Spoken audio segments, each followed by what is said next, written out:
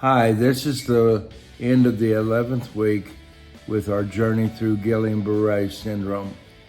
We're also in our third week here at Park Place. One item that I forgot last week in the video, I want to make mention of two of the staff members here that helped us with a couple of things in last week's video.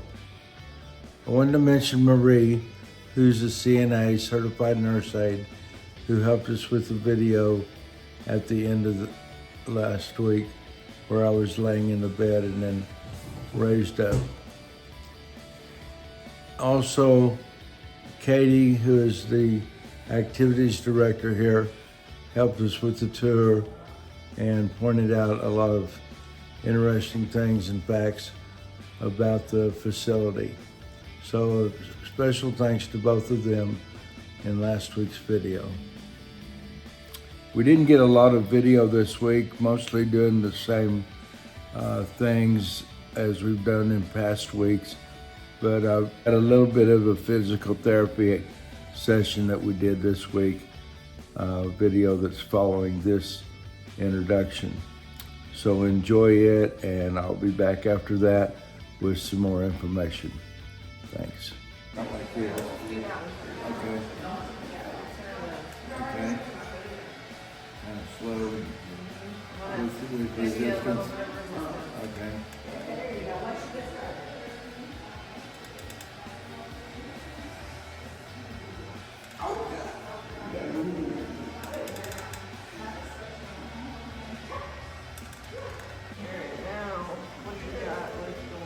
Okay, not much. I don't have anything going up there. Yeah.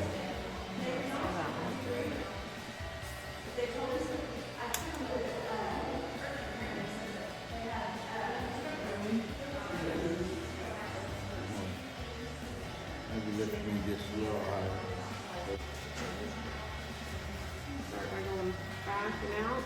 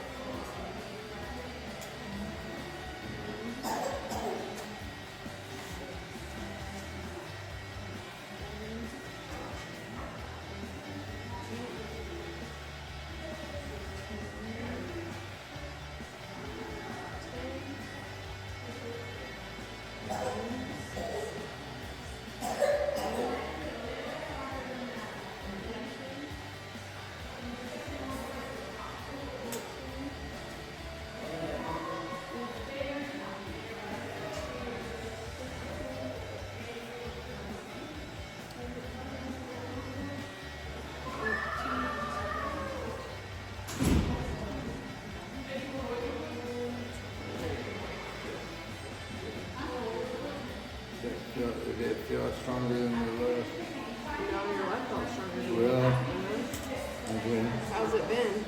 It's been usually the right side. Yeah, the left felt stronger to me, I guess. Okay. All right. Alright. We're going this way.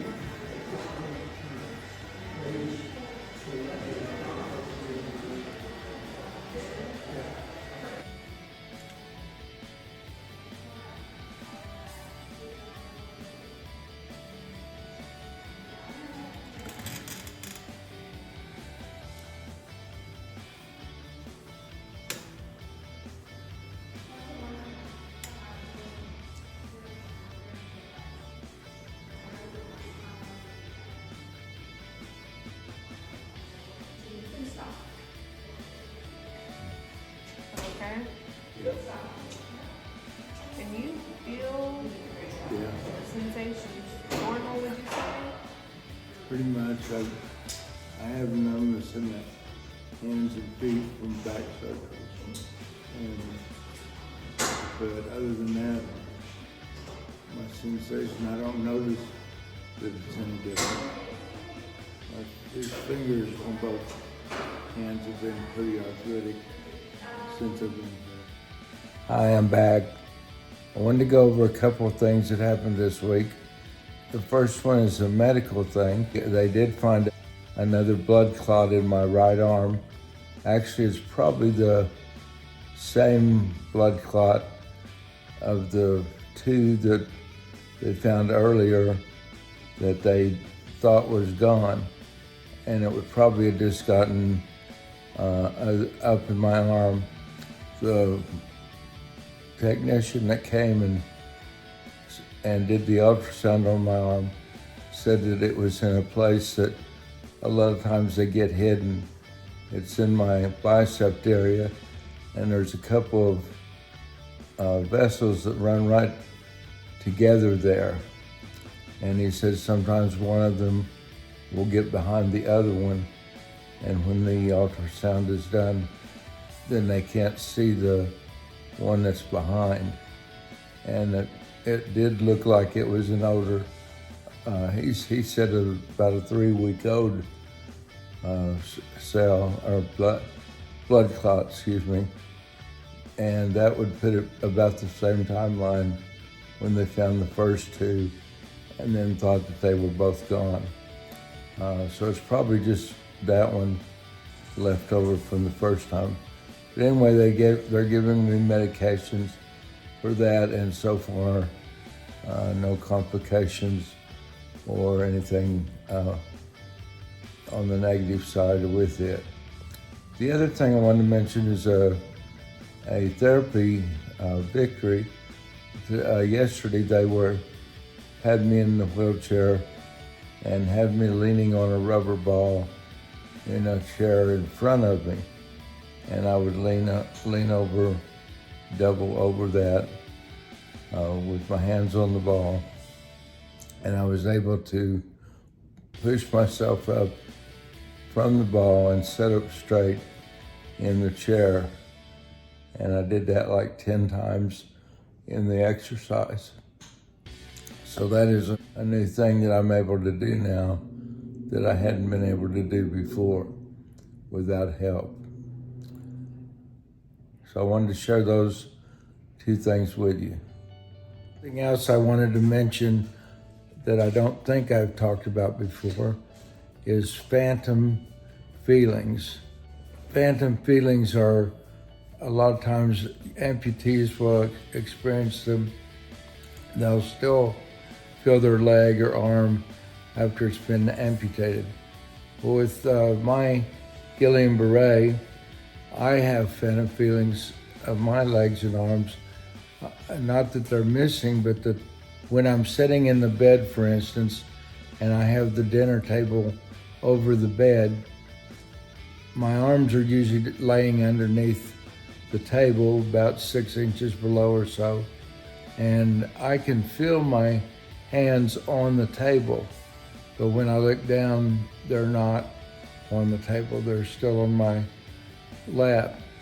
Or at night, sometimes I can feel them up in the air, moving around and doing things, holding things, things like that. I can also feel something in my hand a lot of times, like I'm holding something, and my fingers won't be together or anything. It'll just feel like that I'm holding some type of hard object. It's usually hard, not something soft, but like a box or piece of plastic, something like that. And that's the feelings I have in my arms.